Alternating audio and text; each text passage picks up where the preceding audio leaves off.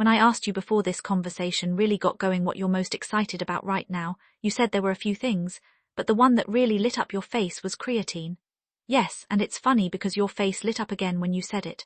Yeah, it's interesting because creatine has been around for decades. For a long time, I always thought it was just one of those gym bro supplements. I used to think, I don't need to get big muscles. Creatine is just for getting huge. That was my mindset for many years.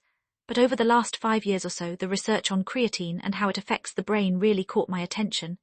Anything that can improve brain function immediately interests me. That's what made me so excited about creatine. Around the same time, I also started doing more resistance training.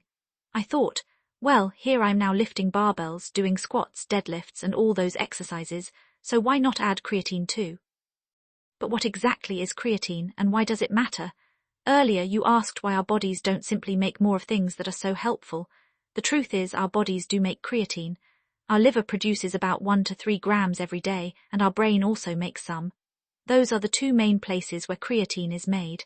Other parts of the body, especially the muscles, use most of it. Muscles are probably the biggest users because creatine is stored as phosphocreatine, which helps produce energy. That's why creatine can increase muscle size and strength when combined with resistance training. It helps your body make energy faster. I became interested after reading studies showing that people who took creatine while doing resistance training gained more lean muscle, became stronger, and were able to do more work during their workouts.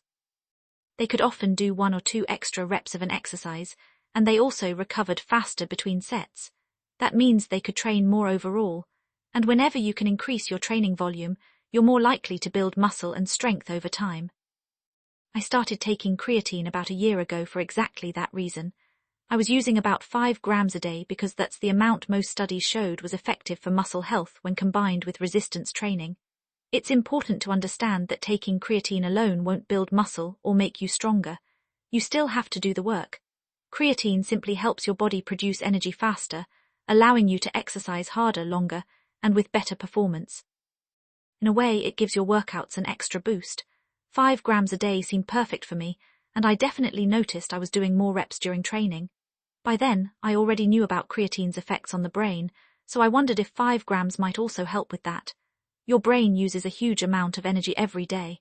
It makes its own creatine, but research suggests giving it extra creatine can be especially helpful during stressful situations.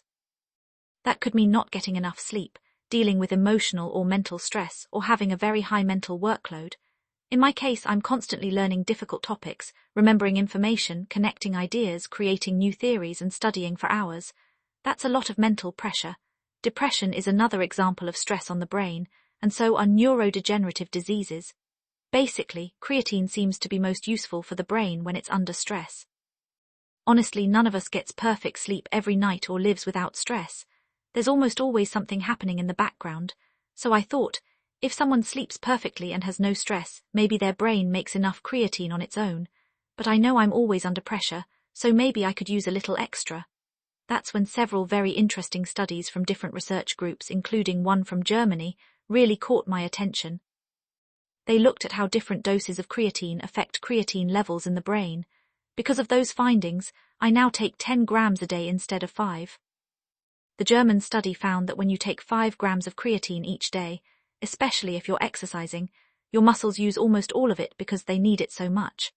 After a few months, your muscles become fully loaded with creatine, and 5 grams is usually enough for them, but anything above that seems to reach the brain. The study showed that taking 10 grams of creatine increased creatine levels in several parts of the brain. That was some of the strongest evidence showing that taking more than 5 grams could actually help deliver extra creatine to the brain. Since then, many studies have looked at different results. Researchers have tested doses of 10 grams and even 20 grams to see how they affect thinking and brain performance. Some of these studies were done by Dr. JODIE and colleagues. One study looked at people who stayed awake for 21 hours. They found that giving them around 25 to 30 grams of creatine completely removed the mental problems usually caused by sleep deprivation. In fact, people actually performed even better than well-rested individuals. When I read that, I thought about all the times I travel, deal with jet lag, don't get enough sleep, and still have to record a podcast or give a presentation. In those situations, I increase my creatine from 10 grams to about 20 grams. Today, for example, I wasn't sleep deprived, but I knew I'd be doing a long podcast that required a lot of mental focus, so I took 20 grams. Even when I take 10 grams, I've noticed something interesting. We talked earlier about ketosis, and I've found that even when I'm not on a ketogenic diet or in ketosis, I don't get that usual afternoon energy crash if I've taken creatine. I've tested this myself by dropping back to only 5 grams. On those days, I often find myself wondering why I suddenly feel so tired. Maybe it's just a placebo effect, and I admit that's possible. But I also think creatine may simply be helping my brain make energy more efficiently, just like it does for muscles. More and more creatine researchers are now focusing on the brain instead of only muscles.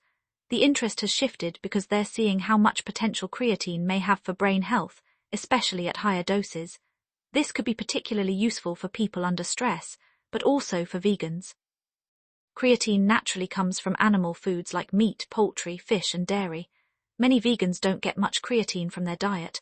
I've recommended creatine to many of my vegan friends, and they often tell me it has completely changed how they feel. Imagine getting almost no creatine from food, and then suddenly adding 5 or 10 grams a day. Many people say they feel more energetic, and some even say they seem to need less sleep. I've heard that comment many times. They feel like their brains don't need as much rest because they have more energy during the day. That's why I've become such a big supporter of creatine, not only because it helps with muscle growth and exercise performance, which are very important, but also because of its potential benefits for brain health.